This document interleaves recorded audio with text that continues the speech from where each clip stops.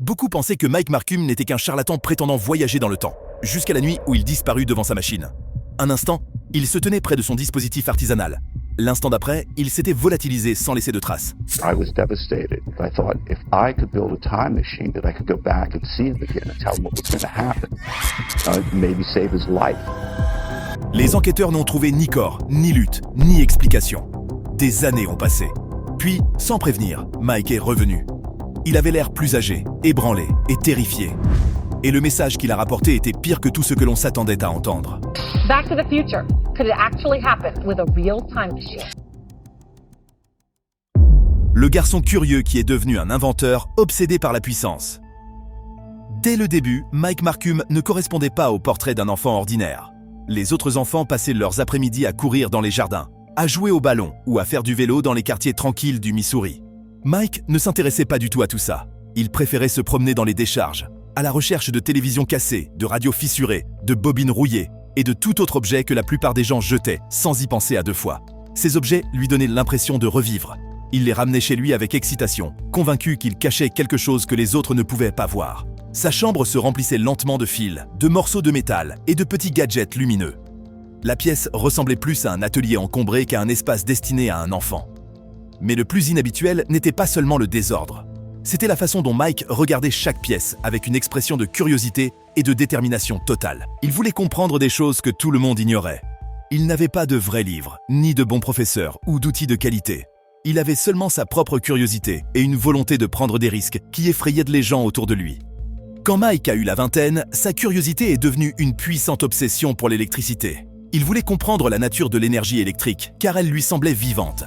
Ses amis ont commencé à l'appeler le garçon électrique. Ils le disaient avec humour, mais beaucoup d'entre eux se sentaient mal à l'aise, car ils ne comprenaient pas les étranges projets qu'il continuait à construire. Sa première création significative était un appareil simple, connu sous le nom d'échelle de Jacob.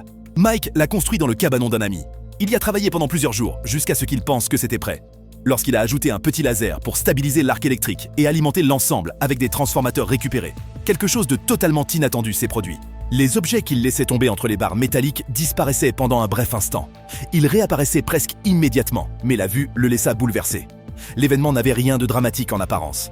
Cependant, le choc de voir quelque chose disparaître même un instant le remplissait à la fois de peur et d'excitation. Mike pensait avoir découvert quelque chose d'important et il n'arrivait pas à s'empêcher d'y penser. L'incident l'a poussé à appeler une émission de radio nocturne. Sa voix tremblait quand il a expliqué ce qu'il avait vu. Les auditeurs ont réagi avec un vif intérêt. Certains l'ont exhorté à poursuivre l'expérience car ils pensaient qu'il avait découvert quelque chose de précieux. D'autres l'ont averti d'arrêter car ils pensaient que la machine était dangereuse. Leur attention a renforcé sa confiance, mais elle l'a aussi poussé vers des décisions imprudentes. Mike a rapidement commencé à utiliser des transformateurs plus grands. Certaines provenaient de sources légales, d'autres non. Un soir, il a essayé de pousser la machine au-delà de ses limites après avoir pris de l'équipement dans une centrale électrique locale. Ces actions ont provoqué une panne d'électricité dans plusieurs régions du Missouri rural. Les autorités l'ont arrêté et il a passé 60 jours en prison. Même en détention, il a continué à dessiner des schémas. Il continuait à développer son idée dans sa tête car il croyait qu'il était sur le point de prouver quelque chose d'extraordinaire. Quand Mike est rentré chez lui, il a refusé de ralentir. Ses expériences sont devenues plus grandes et bruyantes. Elles sont aussi devenues plus mystérieuses d'une manière qui terrifiait les quelques personnes qui le visitaient encore. La machine a changé de forme plusieurs fois car il continuait à ajuster chaque partie. Au fur et à mesure que l'appareil évoluait, le mystère qui l'entourait s'épaississait, menant à un moment où les choses prenaient une tournure plus sombre et bien plus dangereuse. Étrange machine qui commençait à enfreindre les lois de la réalité. Selon des sources, Mike a continué à reconstruire l'appareil avec bien plus de soin et de détermination que ce que quiconque autour de lui n'aurait pu attendre au fil du temps. Il a acheté une caméra bon marché car il voulait un enregistrement complet de chaque étape de ses progrès. Mike n'achetait que des transformateurs d'occasion parce qu'il craignait que l'achat de pièces neuves n'attire l'attention des autorités qui pourraient encore le surveiller. Son garage s'est lentement transformé, passant d'un simple atelier à un labyrinthe encombré et chaotique de fils emmêlés, de bobines bourdonnantes, de lumières clignotantes et de câbles d'extension épais qui traversaient le sol dans toutes les directions. Selon les amis qui lui ont rendu visite à l'époque, l'endroit dégageait une atmosphère tendue qui leur donnait l'impression de se tenir à l'intérieur de quelque chose qui ne devrait pas exister. Nuit après nuit, Mike laissait tomber de petites vis et boulons dans les arcs lumineux produits par son échelle de Jacob. Il attendait avec une concentration anxieuse qu'un événement étrange se produise de nouveau. Il avait déjà décrit le précédent événement comme un moment bref qui semblait défier tout ce qu'il comprenait. Et il croyait qu'une répétition prudente de ce moment prouverait que son travail était plus qu'un projet électrique risqué. Comme largement rapporté par les médias locaux, il était convaincu que son dispositif avait le potentiel de changer la nature du mouvement physique ordinaire. Beaucoup de gens ont rejeté cette idée comme le rêve d'un inventeur instable. Pourtant, ceux qui le connaissaient personnellement disaient que le regard dans ses yeux les faisait hésiter avant de le critiquer. Finalement, quelque chose s'est réellement produit. C'était bien plus spectaculaire que la brève disparition d'une vis. Selon Mike, un champ d'énergie tourbillonnant s'est formé au-dessus du centre de la machine. Il a dit qu'il scintillait comme des vagues de chaleur s'élevant d'une route ensoleillée. Et il a affirmé que l'air se courbait autour de ce champ d'une manière totalement inhabituelle. Il a décrit le bruit dans la pièce comme un bourdonnement doux mais inquiétant qui semblait vibrer à l'intérieur de ses côtes. Il a dit aux autres que cela ne ressemblait plus à de l'électricité simple. Il croyait qu'il regardait une porte qui s'ouvrait sur quelque chose qu'il ne pouvait pas complètement expliquer. Il était à la fois terrifié et fasciné parce qu'il avait l'impression d'avoir pénétré dans un territoire que peu de gens atteignaient. Poussé par une excitation qu'il avait du mal à contrôler, Mike lançait de petits objets dans le champ. Chaque objet a disparu un instant, puis est réapparu à une courte distance. Selon son témoignage, cela l'a convaincu que la machine ne faisait pas que déplacer des objets d'un endroit à un autre. Mike croyait qu'elle les déplaçait dans le temps, même si le décalage n'était que de quelques secondes. Il ne le considérait plus comme une expérience. Il le voyait comme un prototype qui pourrait éventuellement devenir quelque chose de bien plus grand et beaucoup plus puissant. Personne ne sait si son interprétation était correcte, mais sa confiance a grandi à chaque essai. Cette nouvelle phase de test a plongé Mike encore plus dans l'obsession. D'après les personnes qui l'ont observé, il est devenu plus calme, plus renfermé, et beaucoup moins préoccupé par les risques qui l'entouraient. Il croyait qu'il était au bord d'une découverte qui pourrait changer le monde. Certaines nuits, il dormait à peine, car il ressentait la peur que l'opportunité lui échappe s'il s'arrêtait ne serait-ce qu'un court instant. Ses amis ont remarqué comment ses mains tremblaient de fatigue et comment sa voix perdait sa chaleur habituelle. Ils ont dit qu'ils ne savaient pas comment l'aider car il refusait de ralentir. Chaque test réussi renforçait sa conviction que la machine était prête pour des défis plus importants. Selon certains témoignages, des animaux finissaient par faire partie de ces expériences. Il revenait du champ dans un état de détresse. Il tremblait de manière incontrôlable et semblait désorienté et malade. Cette vue effrayait toujours Mike et provoquait un bref moment d'hésitation. Il a admis à quelques personnes que les résultats lui faisaient se demander s'il n'avait pas franchi une ligne qui ne devrait jamais être franchie. Cependant, Mike s'était convaincu que les animaux souffraient uniquement parce que la machine manquait de stabilité adéquate. Il croyait qu'en augmentant sa puissance, il créerait un champ plus harmonieux qui éliminerait les effets nuisibles. Sa peur était éclipsée par la conviction qu'un dernier ajustement pourrait lui fournir la réponse finale dont il avait besoin. Les personnes familières avec l'histoire disent souvent que Mike s'approchait dangereusement de quelque chose qu'il n'était pas prêt à affronter. À mesure qu'il poussait la machine à ses limites, le danger autour de lui augmentait également. Selon certaines théories, les responsables ont ensuite tenté de dissimuler la gravité de la situation, bien que personne ne puisse le prouver. Ce qui est certain, c'est que sa percée finale est survenue d'une manière qui l'a bouleversé. Elle impliquait une prise de conscience glaçante qu'il ne pouvait ignorer. La machine ne déformait pas seulement le temps, elle transformait aussi quelque chose en lui. Le retour radio, les avertissements angoissants et l'expérience finale. Fin 1996, Mike a de nouveau contacté l'émission de radio nocturne qu'il avait initialement transformée en une petite curiosité parmi les auditeurs. Ceux qui ont entendu l'appel ont plus tard dit qu'il ne sonnait plus comme le jeune inventeur confiant qui plaisantait autrefois sur la façon de faire disparaître des vis. Sa voix tremblait d'une manière qui a troublé l'animateur. Il parlait lentement et prudemment. On aurait dit qu'il craignait l'appareil même qu'il avait passé des années à construire. Chaque mot portait le poids de quelqu'un qui avait vu quelque chose qu'il ne savait pas comment expliquer. Mike a dit à l'animateur que la machine ne se comportait plus comme la version à laquelle il avait autrefois fait confiance. Le champ énergétique pulsait en vagues irrégulières, qui lui donnaient l'impression qu'il réagissait à lui. Il a dit qu'il bougeait d'une manière qui lui rappelait quelque chose de vivant, même s'il savait que cette description le faisait paraître instable. Mike a expliqué que les objets ne disparaissaient plus proprement et ne revenaient plus. Ils scintillaient et apparaissaient, comme s'ils étaient pris entre deux moments différents. Certains objets semblaient étirés ou tordus pendant une seconde avant de reprendre leur forme initiale. Il a dit qu'il ne savait pas s'il avait endommagé l'appareil ou si la machine entrait dans une phase pour laquelle il n'était pas préparé. Les auditeurs ont réagi avec de fortes émotions. Certains lui ont demandé avec insistance d'arrêter tout avant qu'il ne se blesse. D'autres l'ont encouragé à continuer, car ils croyaient qu'il était sur le point de prouver quelque chose d'extraordinaire. Mike a dit qu'il avait besoin d'une seule chose. Il avait besoin de plus de puissance. Il pensait qu'un champ plus fort stabiliserait les impulsions étranges et révélerait ce que la machine faisait réellement. Il a insisté sur le fait qu'il ferait un dernier test. Avant de terminer l'appel, il a promis de revenir en mars 1997 avec une mise à jour qui clarifierait tout. Cette mise à jour n'est jamais venue. Les semaines ont passé sans contact. Les lettres envoyées au domicile de Mike sont revenues non ouvertes. Ses amis ont dit qu'ils ne l'avaient pas vu depuis des jours. Selon les voisins, la maison restait sombre la nuit, bien que Mike quittât rarement son travail pour longtemps. Les gens ont commencé à se demander s'il était submergé par la pression qu'il s'était imposée. Puis, un soir, les voisins ont remarqué une odeur intense de fils brûlés qui se répandait dans le quartier. En regardant dehors, ils ont vu des flammes s'élever de la petite maison de Mike. Les pompiers sont arrivés rapidement, mais le garage était déjà détruit. Les murs étaient noircis. Des fils de cuivre fondu pendaient du plafond en fines bandes. Au centre du sol en béton, un cercle brûlé marquait un moment violent que personne ne pouvait vraiment expliquer. On aurait dit que quelque chose de puissant avait explosé ou disparu d'un seul coup. La partie la plus troublante de la scène était l'absence d'un corps. Mike avait disparu. Il n'était pas blessé. Il n'était pas brûlé. Il avait simplement disparu. Les enquêteurs ont passé au crible les débris et n'ont trouvé qu'un seul morceau de papier intact. L'écriture semblait tremblante et irrégulière, ce qui suggérait que Mike l'avait écrit sous un stress extrême. Le message disait « Il ne s'agit pas du temps, mais de la façon dont vous voyez les choses ». Les responsables ont ensuite affirmé que l'incendie avait été causé par une surcharge électrique. Beaucoup de gens ont d'abord accepté cette explication, mais le doute public a rapidement augmenté. Certains croyaient que la vérité avait été simplifiée pour éviter la panique. D'autres pensaient que les autorités étaient restées silencieuses car elles ne voulaient pas attirer l'attention sur l'étrange état du garage de Mike. Les forums en ligne ont propagé de nombreuses théories.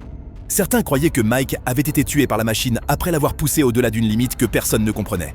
D'autres ont insisté sur le fait qu'il avait réussi et que sa machine à voyager dans le temps avait fonctionné. L'histoire aurait pu s'arrêter là, mais ce ne fut pas le cas. Juste au moment où les gens commençaient à perdre de l'intérêt, de nouvelles informations ont émergé.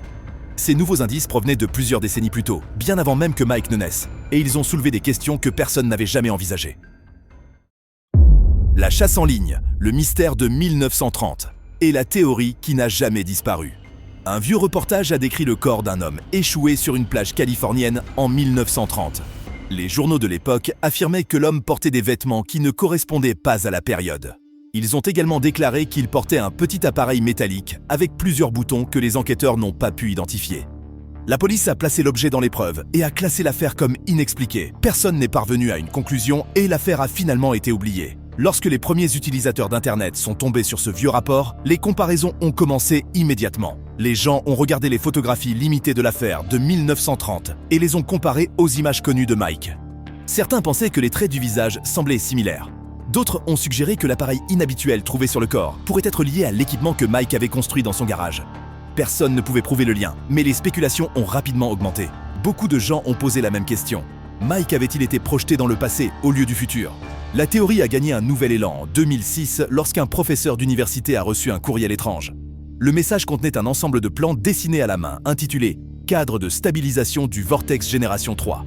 Le courriel n'incluait aucune explication. Il n'y avait aucune information sur l'expéditeur sauf le nom, Mike. Les enquêteurs ont plus tard retracé l'email jusqu'à un ordinateur de bibliothèque publique à Hawaï, mais il n'y avait rien d'autre pour identifier l'expéditeur. Selon des personnes familières avec l'enquête, l'absence de réponse n'a fait que renforcer la croyance que quelqu'un essayait de continuer le travail de Mike depuis un lieu ou un temps qu'on ne pouvait pas confirmer. Personne ne savait si cela était vrai. Pourtant, l'idée est restée vivante parce que chaque élément d'information inexpliqué semblait pointer dans cette direction. Puis, en 2022, une vieille ferme dans l'Ohio a révélé quelque chose qui a ravivé le mystère. La boîte du grenier. Deux personnes, Andrew et Melanie, pensaient simplement acheter une vieille ferme dans la campagne de l'Ohio. Ils s'attendaient à de la poussière, des réparations et peut-être quelques affaires oubliées. Mais ce qu'ils ont trouvé était bien plus étrange. Cachée sous des décennies de désordre dans le grenier, ils ont découvert une boîte en bois fermée à clé. La boîte portait le nom effacé de Monsieur Marcum et un avertissement. Ne pas ouvrir avant le bon moment. À l'intérieur de la boîte se trouvaient des journaux scellés dans du plastique, un paquet de vieilles cartes de circuit imprimées et une photographie Polaroid montrant un jeune homme debout à côté d'un cadre métallique circulaire couvert de câbles. À l'arrière étaient inscrits les mots « 21 juin 2021 ». Cela a fonctionné, mais pas comme je l'avais imaginé. Ce soir-là, Andrew a recherché le nom Mike Marcum et a découvert qu'il s'agissait du même inventeur qui avait disparu il y a des décennies lors d'une expérience de temps signalée. Les similitudes entre les anciens rapports et les objets dans la boîte étaient frappantes. Les journaux avaient inscrit l'adresse de la ferme bien avant qu'Andrew et Melanie n'achètent la propriété, et une entrée mentionnait même la date précise de leur achat. Certains ont suggéré que cela implique que quelqu'un ou quelque chose avait prévu leur arrivée. D'autres soutiennent que cela pourrait être une coïncidence, bien que de nombreux observateurs disent que le timing est difficile à ignorer. 2 semaines plus tard, Andrew et Melanie ont reçu un appel téléphonique d'une voix rauque et épuisée affirmant être Mike Marcum. Il a dit qu'il avait envoyé la boîte au grenier il y a près de 20 ans. Il leur a dit qu'il voulait les rencontrer en personne pour tout expliquer. Quand il est arrivé, il ne ressemblait en rien au jeune homme sur le Polaroid. Les observateurs l'ont décrit comme étant plus âgé, usé et physiquement ainsi qu'émotionnellement épuisé. Il portait seulement un petit sac et une chemise mince. Beaucoup de ceux qui ont étudié l'affaire suggèrent que le temps qu'il avait passé loin pourrait l'avoir vieilli différemment, ou peut-être même l'avoir affecté de manières impossibles à mesurer. D'autres avertissent que les apparences seules ne peuvent pas raconter toute l'histoire, mais ce qu'il a révélé a changé tout ce que les gens pensaient savoir sur sa machine à voyager dans le temps. La vérité derrière ces voyages temporels. Pendant la réunion, Mike s'est assis à la table de la ferme et a ouvert le mince dossier qu'il portait depuis des années. Il a immédiatement dit à Andrew et Melanie que ce n'était pas la preuve d'une vraie machine à voyager dans le temps. Il n'y avait ni plan, ni schéma, ni trace de voyage temporel réussi. À la place, le dossier contenait des notes qu'il avait écrites pendant la période la plus instable de sa vie. Les notes décrivaient quelque chose qu'il considérait comme bien plus troublant que le voyage dans le temps physique, bien qu'il admette que sa propre mémoire des événements soit encore incomplète. Mike insistait sur le fait qu'il n'avait jamais voyagé dans le temps. Il disait que la machine ne déformait pas la réalité et ne le transportait pas dans une autre année. Selon lui, le champ magnétique produit par son échelle de Jacob avait un effet différent. Il a endommagé le sens interne du temps dans son cerveau. Il a déclaré que les gens ressentent normalement le temps à un rythme partagé et régulier. Lorsque le champ a augmenté, il pensait que son propre rythme s'était détraqué. Selon ses propres mots, tout le monde reste connecté au même flot temporel. J'ai cessé de m'y accorder. Certains auditeurs ont pensé qu'il utilisait un langage métaphorique. D'autres croyaient qu'il décrivait un événement neurologique causé par l'exposition à un champ électromagnétique intense. Il a décrit la nuit de l'incendie en termes simples. Il a dit qu'il n'avait pas disparu ni téléporté. Il se souvenait d'un flash lumineux, d'une chaleur intense, puis de la perte de conscience. Il pensait que la machine avait mal fonctionné, surchargé, et créé une poussée magnétique qui l'a assommé instantanément. Lorsqu'il a repris connaissance, il était dehors, brûlé, désorienté et complètement confus. Ce qui l'a le plus effrayé, c'est ce qui s'est passé ensuite. Il a dit qu'il ne se souvenait pas comment il était passé d'un endroit à un autre. Il n'avait aucun souvenir d'avoir marché, fait de l'autostop ou parlé à qui que ce soit. Il se souvenait simplement de s'être évanoui dans son atelier et de s'être réveillé en Oregon.